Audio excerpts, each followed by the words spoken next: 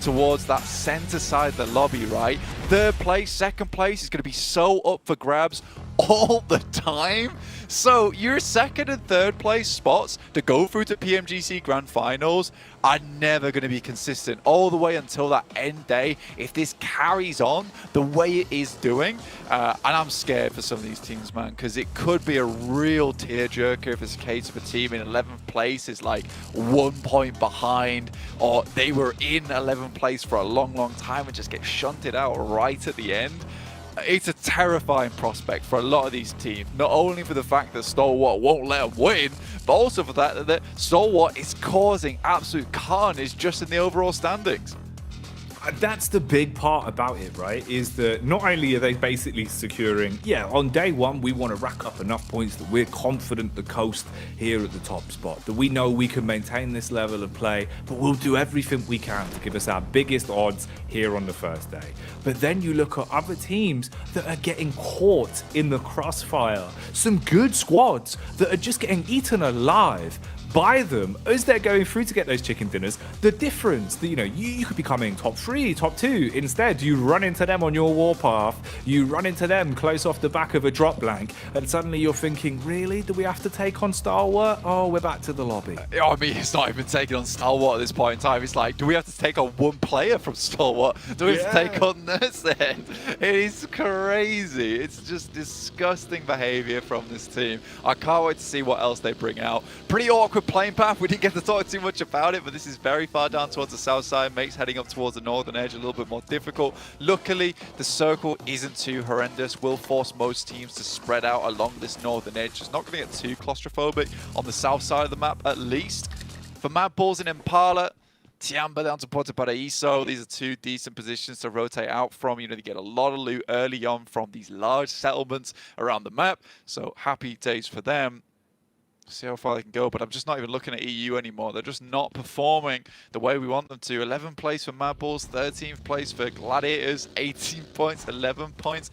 Just not good enough. Right now, it's the Indonesian squad Alter Ego, Brazil from Alpha 7, as well as Stalwart coming through from Mongolia, are absolutely clapping the competition. It's wild, man. It's so cool to see the sheer caliber of talent that we have spread across so many different regions, all culminating on LAN here now, with just everyone playing to their strengths. And that level of aggression, I think, is something we really hadn't seen. How quick the decision making is, like they were saying on the desk as well, just the cleanness of the comms, being able to get that information across so quickly, but having full faith in your teammate that you can rely on their comms without even having to think about it. Just focus on your crosshair, focus on you, and then play off of their info. That's not something that comes easy. But with a lot of our teams here, we're seeing how drilled they are, how much faith they have in one another. And I think that's a big element of it, because you see sometimes teams that don't really look like teams playing. They look like a bunch of individuals playing together, and sure, they have talent, and sometimes they cut them far enough. But here, you're seeing the teams playing amazing team PUBG, and that is the biggest backbone of it.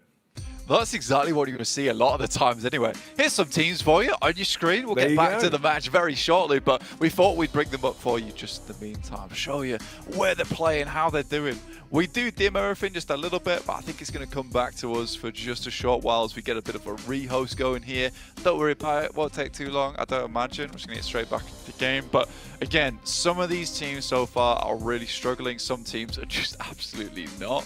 But I think one team in particular that I do want to see a bit of a change from is Bra Esport, and I don't think it's going to happen today either, mate, because the way that DX have been playing, just completely humiliating them both on a wrangle as well as Miramar. This is a true hurt to the soul. It really hurts the soul, I imagine.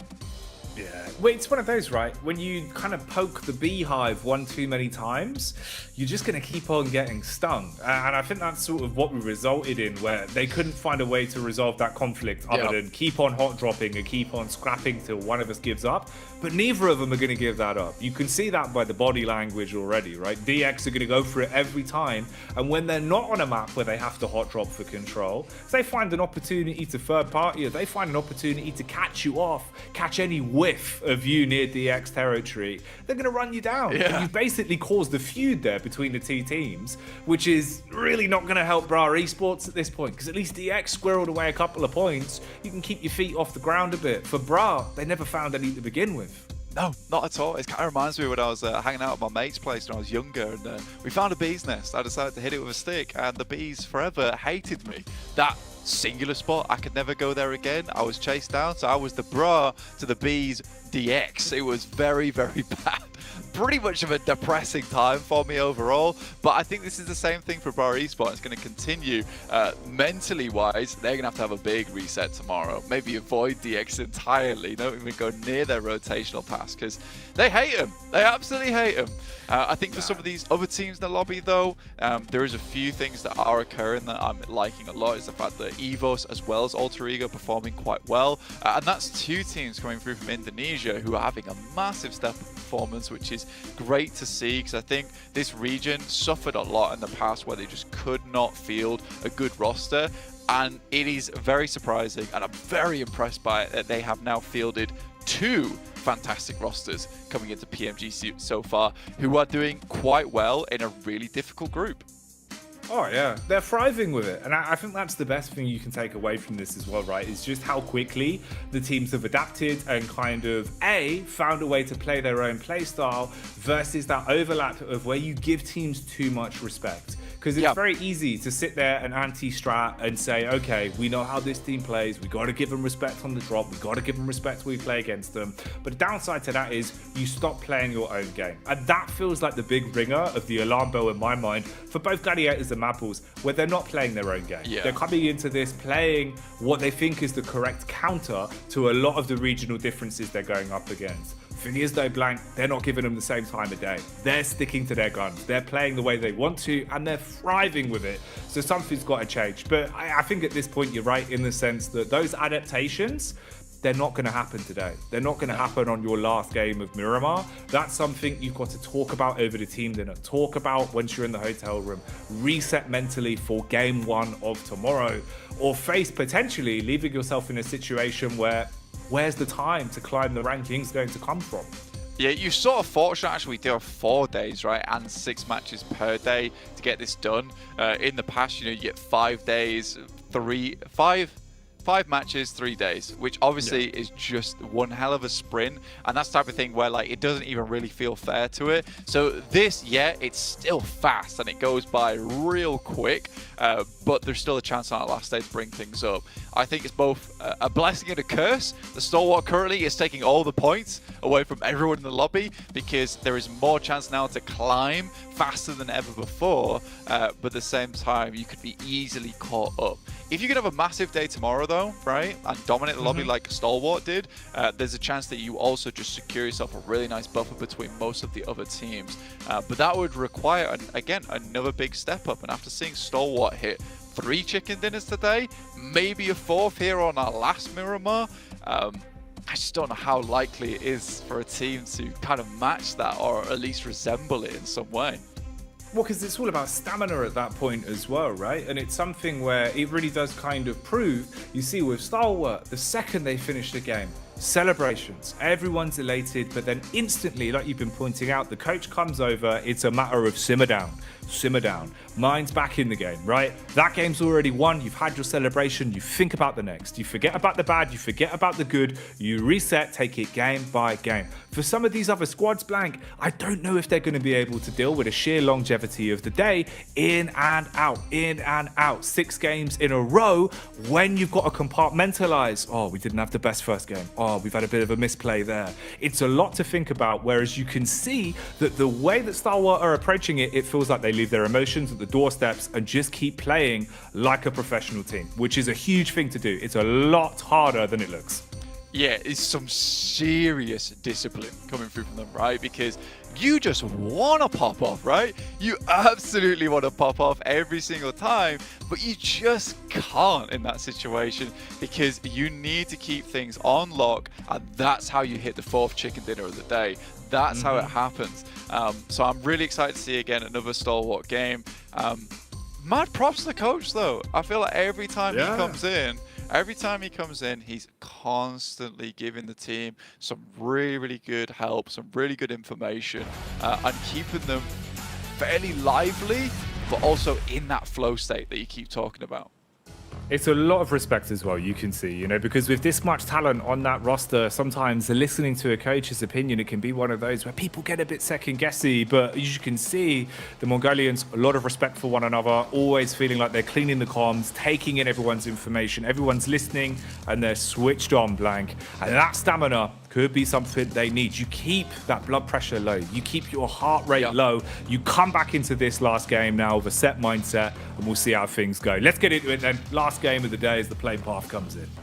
Absolutely. So let's see if Senator, the coach from Stalwart, can once again coach and manage this team to another successful game, or will someone else finally get a chance at that chicken dinner as we head into our final match of the day here on Miramar? A bit less of a nasty playing path as it heads up from the north side down towards the south, opening up a few more opportunities for some of these teams. Gladiators back up towards La Cobreria as opposed to heading down towards the south side of Los Leones, and Circle yet to pop yet. And if you're just joining us, you have missed an incredible day of action here. Definitely one you're going to want to go and watch back on the VOD, because there's been history, there's been high octane plays, and there has been so much incredible momentum for some big name squads here. A lot of excitement on the line, and we get the treat of doing it one final time as we go back into our last Miramar. 6th game of the day for Group Green, dubbed the Group of Death for good reason. And me and Blank have the pleasure of bringing you all the action here. For Bra Esports as well, I imagine the pleasure is, Blank, there's no one nearby their drop. I mean, it's a good thing, right? We need Top to calm down. We need Top to calm down, all right? Chill out just a little bit, all right? Take a breather. Let someone else have some action. Have a little bit of fun during these matches. We're starting things off here on board Reject. You know, it's not been a horrible day for Reject overall. They're in 9th place right now, 25 points, easily in a position to ladder up towards a 4th or a 5th off the back of this one. And I think they've been quietly good, right? You know, it's not been horrible from Reject. We've not had too many complaints. Yeah, their rotations haven't been super snappy. They're not always in the ideal spot inside the circle, but they fight for it, right? And they are at least somewhat giving it to some of these teams, making their way through dangerous areas, being able to navigate quite cleanly. So I think for Reject, I'm fairly happy with how today's gone for the Japanese team. I think a lot of it comes back to that mentality game, right, that we talked about earlier with Sara just flexing his guns over in the player booth over there. You know, they're just happy to be here. That's the main thing. And that can help you a lot, man. With the fine margins that we're seeing, like we've been saying, we're kind of, you know, Stalwart is like the point vacuum that's just going sucking them all in. You've got teams like them that can actually kind of build off the back of this. You know, this is one where really you could see Reject Tokyo, if they have a couple more deep runs, a couple more late game finishes with some few eliminations squeezed in, they could do a lot to thrust themselves up the standings. This is the stat that we were talking about as well. A new record here for PUBG Mobile Global Championships, finally broken here in 2023 with 3 chicken dinners in one day going away of Stalwart. We're going to be bringing this up a lot, so I don't think you'll be forgetting this one anytime soon. This is a type of record which is very hard to beat as well. And honestly, Stalwart could make it unbeatable by the end of the day if they get 4 chicken dinners. I think that has happened maybe once or twice in the entirety of the PUBG mobile esports scene. So if Stalwart are able to get another chicken dinner here today, I think that they will remain the record holder for the remainder of the PUBG mobile esports history, and that will be one to be writing in the history books and then just signing it off, because it's never going to change. It's crazy, man. Absolutely insane how good they've been looking today. And that is in a lobby that is full of talent as well. We can't stress that enough. None of these have been easy games. You can see pound for pound, every time we switch POVs, you see star-studded players of old and new on a good majority of our rosters here playing some really clinical PUBG Mobile. And that's why it has even more emphasis to it. DX on screens at the minute as well. They have been a cheeky side in terms of taking aggressive fights. At the minute, 3 points ahead of Quest, claiming 5th place in the overall standings. And they've been really scrappy into some of their games as well. The difference of some of the Pachinki fights maybe going a little bit better for them could have been an even bigger point lead. Yeah, I think that's definitely something pretty big to bring up, right? You know, there was a couple of games where sort of DX had to scrap their game over on their angle because Bra just wouldn't let them play at the start of it. So I think for DX, you know, there could be a whole load more points for them. We're only really starting to see their actual potential properly here over in Miramar, where they've made some decent rotates, they've taken some good fights as well, and getting yourselves into those locations is usually just half of the battle a lot of times. So I think it's been fairly decent. It's nice to see DX Xavier. I think in the past, right, over in previous PMGCs, they benefited from a lot of circle look. I'm glad to say that doesn't seem to be the same thing anymore, and there's actually some really good players on this team who have been making some very good rotations. It feels like there's a lot of prep that's gone into this PMGC, and it means so much to them. And it is nice seeing that glimpse into the team structure as well. Obviously, with online, it's one thing, you can speculate, but physically having the teams in front of us, being able to see that window into how they deal with the pressure, how they deal with anti-stratting, how they're able to communicate with one another, like we've been highlighting with the coaches, being able to be a bit more vocal, physically go in and calm players down, keep them all on one page and keep them zoned in. It's that extra level of competition which really adds the beauty to it, right? So many talented teams in an environment now where it's a clash of regions, a clash of play styles, and also just some big games on the line, knowing just what you're playing for here over the course of the next few weeks. It really is interesting to see how well some of the squads are thriving with the pressure and turning into diamonds, and how some of them in the past that have looked like absolute behemoths of the game are struggling to contend with it as well as they should. That is bad to see, right? I mean, I wanted to see Brad do well. I wanted to see Gladiators do well. The best team in the world, Falcons, is just not having the time of it. Mad Bulls is really not having the best time of it either, over just getting knocked out time and time again on some awkward rotations. I think you put it well as well, Jackie, which is the case of, like, they're trying to play to this entire lobby, try to figure things out. But, mate, I think you just got to play your own game. Just really try and push through.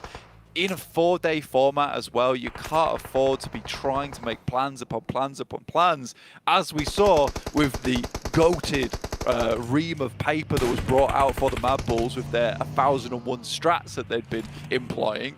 I think you burn it. You burn it and you just play the game. I think you've got to, at this point, you've got to throw it out the window, right? Because it's one of those where it's one thing if you go into it with all the research and prep as background information to have in your mind, so you know, okay, based off this location, you know, yeah, I can react off this accordingly, not throw myself into a risky position.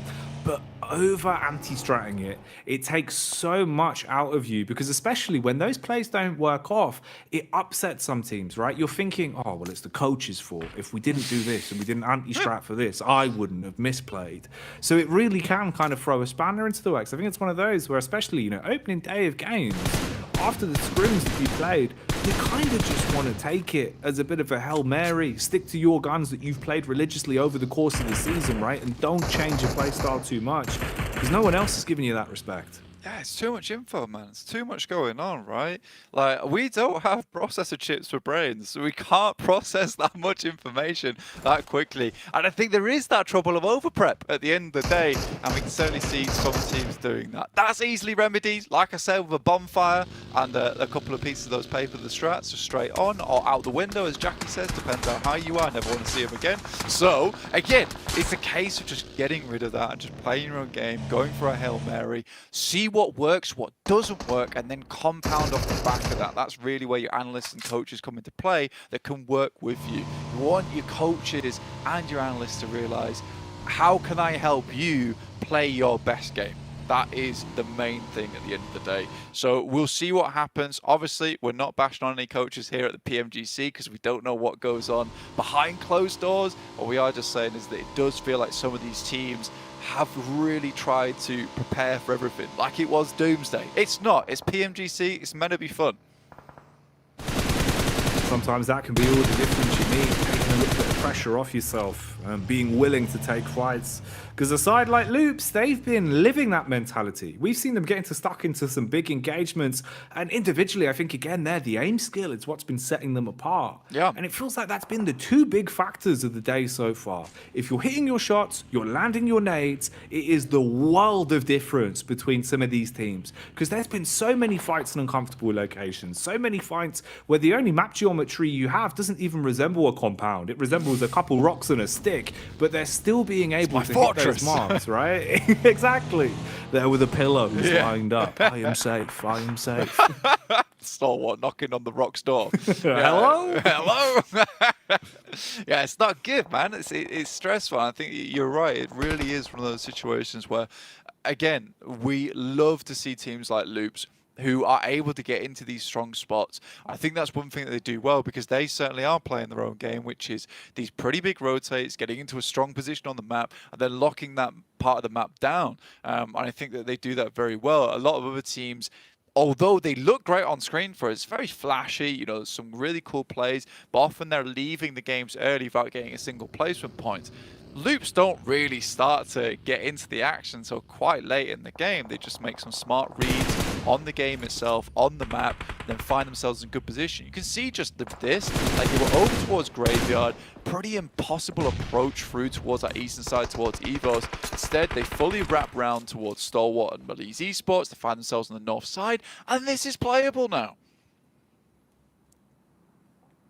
This is something you can work with. It is just so scary. I feel like I've got trauma from the day gone by with how many teams we've seen just getting manhandled in situations where it feels like they should excel. You never quite know what to call anymore. It feels like kind of, you know, the predicted game's gone out the window, unless it's Stalwart, in which case you might as well just fly the flag. At this point, though, they're taking a fair bit of damage downhill. One of the few times we've seen them over-fragmented in the sense of actions location so far ahead of really having any room to trade from the engagement. The rest of the squad was lurching back towards the compound, and they have to convoy up and go for the getaway, attempting to link up with where Icy has found a bit of a domain to play from. To work with at the moment. Stalwart are really very much on the edge side right now. Malice Esports doing a good job at holding them back. It's not an easy thing to do, but they're certainly getting it done. And Stalwart will have to make a pretty wide wrap now to get into the circle. They have lost one player already, so just down to 3. That magical 4th chicken dinner just not really looking too likely anymore, losing a player at this stage of the game.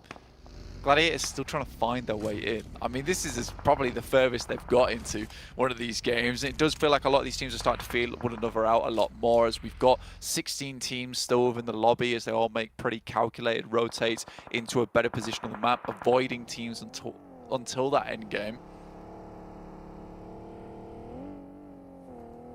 Mythic, man. It feels like for Loops, he's been hitting some sick shots. Actually, I mean, to be fair, all of Loops feel like they can go actually pretty toe-to-toe in a lot of these fights. They've looked pretty confident with it. One of the only squads close towards teetering over the 40-point mark. That is basically the divider between top 3 at this point. Apart from Stalwart, all the way up at the heavens with 82. Rosemary and Co on screens here as well for Alter Ego. 3rd on the rankings at the minute with 44. 1 elim under the belt already. Rosemary, he's been having a good day of it in terms of the competition. He's looked pretty confident coming into it as well. Had some good words in the interview at the start of the day. Maintained composure throughout a lot of the plays they had to go up against. So it bodes well, right? If this is your first time coming into it, it's such an intense competition, you know, even from our side of things, you can see how much everyone's putting in. So being there, playing game in, game out, it's hard to maintain that, but he's done a good job of keeping that facade up, of looking very confident no matter what situation Alter Ego have been thrown into. Yeah, mate, there's a lot of pressure on the poor lad's shoulder as well. Like, the case is that Rosemary has been such a significant addition to Alter Ego eras. Like, he was such an insane pickup for the team. They were very pleased to acquire him. And I think that he has breathed a lot of life into the team. But the difficulty is that when you got your MVP player who's never been in PMGC before. First outing, you know, that could really cause some serious nerves. Even getting him on an interview as well, that's scary as it is. So I think for him, the fact that he's been able to still put up a good performance here at PMGC is really admirable. And I think that anyone who's a fan of Alter Ego should be really proud of him and the rest of the team. 87 at the moment. Looking over towards Falcons. First bit of action we've seen in quite some time, Jackie, actually. Yeah, it's been a little bit quiet on this one. We've had the odd fight here or there, a few scrapes in terms of 1v1s, 1v2s, but nothing really kicking off in terms of team caliber on caliber.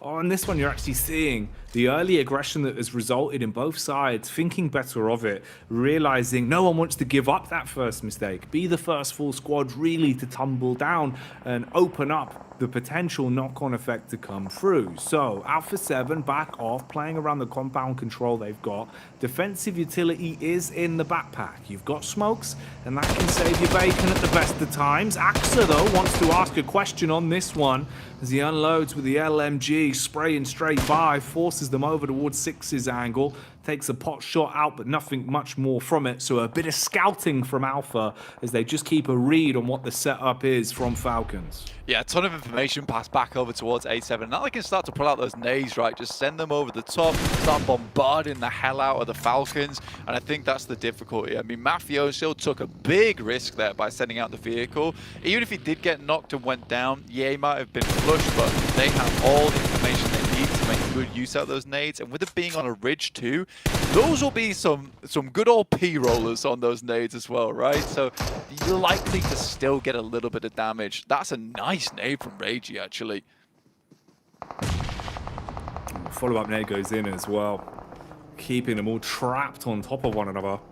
As you know, CO, he's had some moments of heroics throughout the day. Very aggressive. You can see he's got so much confidence on him. And that seems to embody the entire team, really. They've been quite comedic when they're on camera, very drilled when they're in the server. If someone says we are crashing into a team, you best believe all four of them will follow that call until the end of days.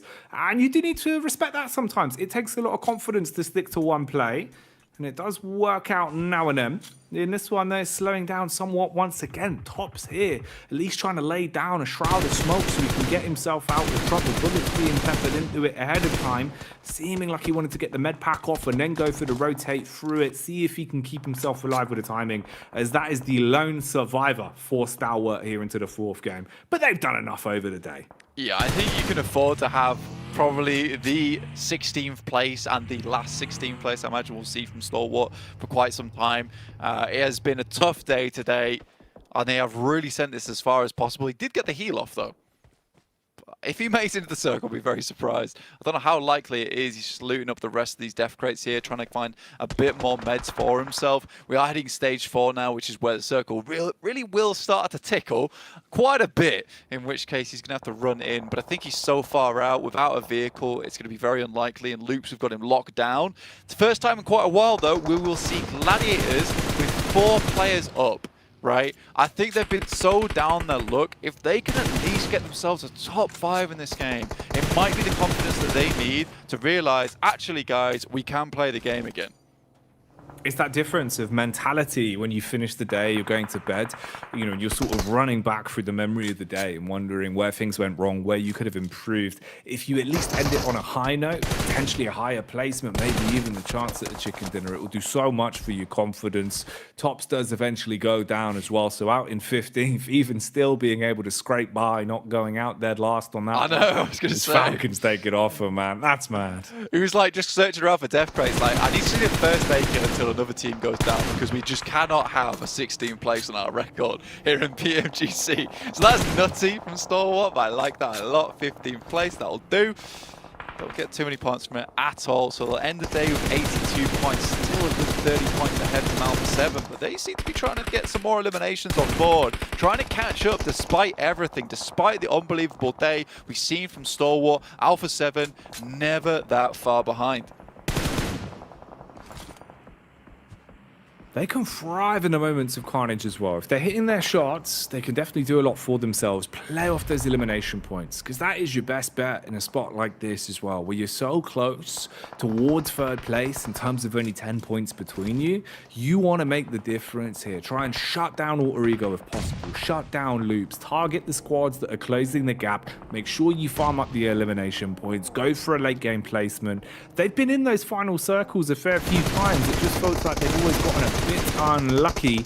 On this one though, the push is coming their way and it's relatively fragmented. They're taking shots from either side. It's not working as well as they would have hoped for, with the initial knock now being picked up. Trade back onto the squad. Molotov going to be thrown as well, igniting the pathway ahead of them. The nades are doing a majority of the damage, and one by one they're all crumbling to their last legs, leaving A7s just on the hands of Mafioso. This is getting real scary now. Good test for Alpha 7, but QZZ not going to let any of them survive in this situation. Mafioso will peek over the edge, but QZZ slowly running up. Nice side swipe as well, and quickly takes them down. QZZ, decent pickup there for Tiamba, coming through from Nova way back in the day, and he still seems to be performing to real extreme heights. And Tiamba, that is very nice for them. Going up against one of the toughest teams in the lobby and comfortably coming out on top there, that is a beautiful result for them. Oh man, where's this gonna go from here? This feels like a fight that was instigated a long time ago, with Reject swooping in, looking to try and take the fight to them. Since then, it's been a little bit stop and start, but in terms of the control they have down towards the wayside here, and with already a couple knocks coming across, this could be the opportunity for the full engagement. Revenge being given back their way though, as the Reject Tokyo struggling on the initial crash with a 1-for-1 trade between either side.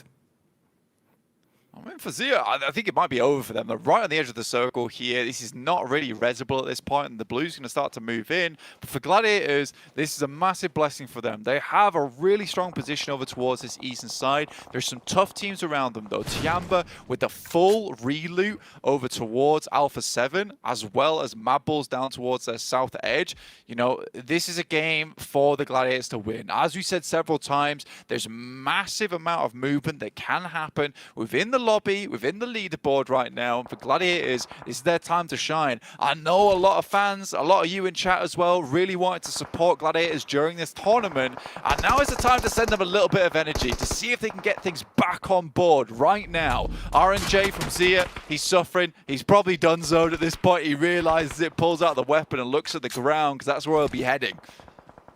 Finished off. Mulch at the end of that one. Mad Bulls being flanked upon though, as Reject Tokyo start to take space away. Meanwhile, Evos here, close quarters engagement.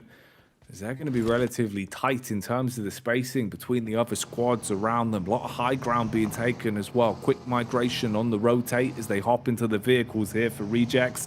Start to close the gap. Tulika as well, with the support of Zerich, looking like they're building a bit of a flank back onto the wayside there, where Gladiators will be exposed from. We're also saying goodbye to Loops as they're taken out of commission. Not able to get many points from this one. Not their best outing over the course of the day. DX deep in combat versus Quests as well.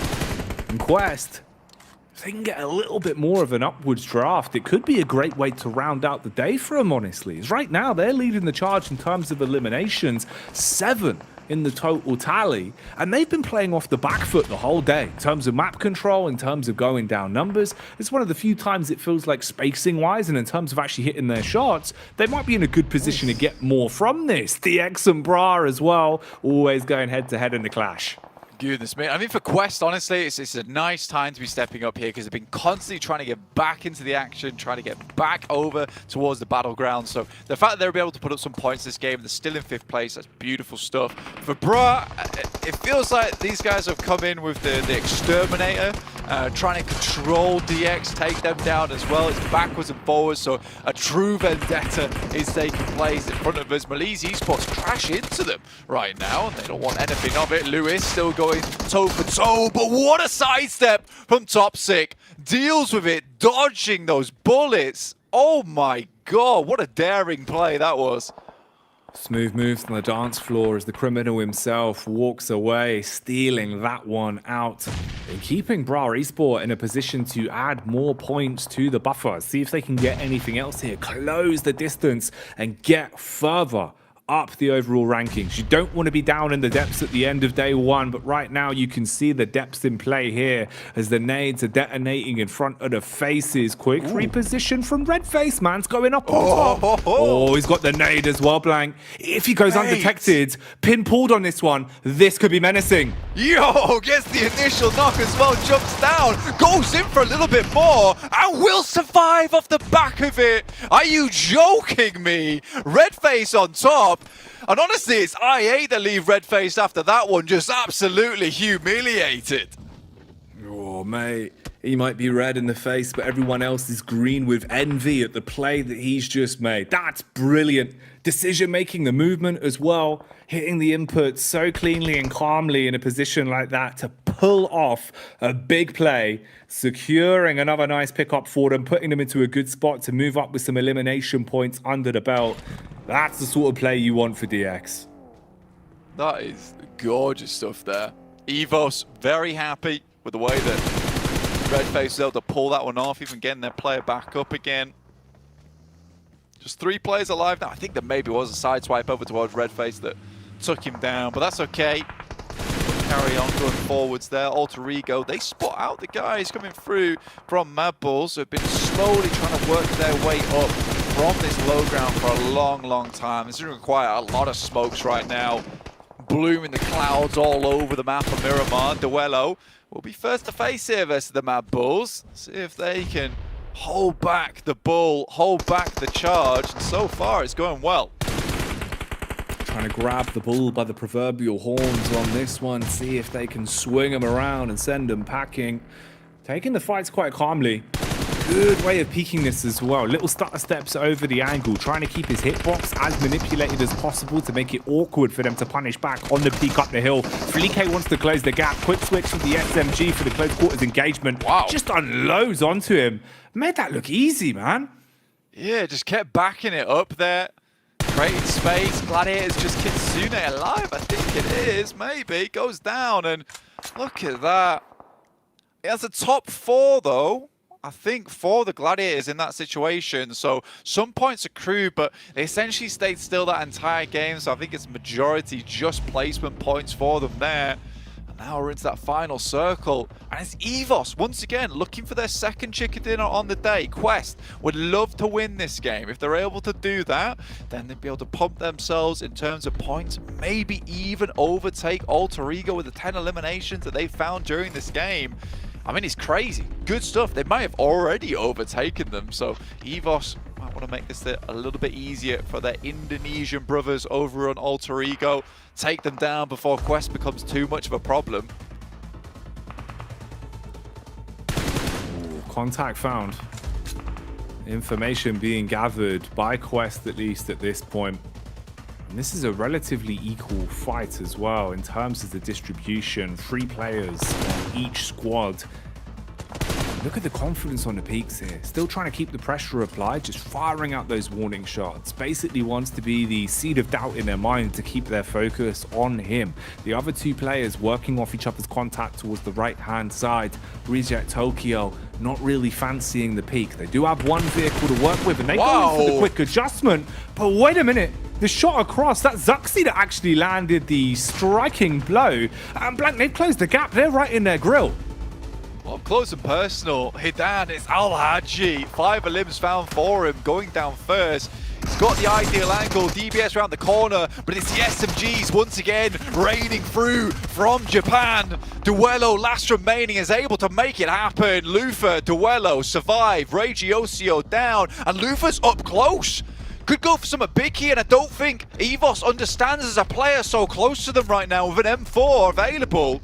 They have no idea, but it won't matter. Look at the turn from Luxy. Man turns and burns on an instant. Thunderous maneuver. So confident on the re-peak. It felt like they had a big play to make off the back of that one. But it's not happening for Reject Tokyo.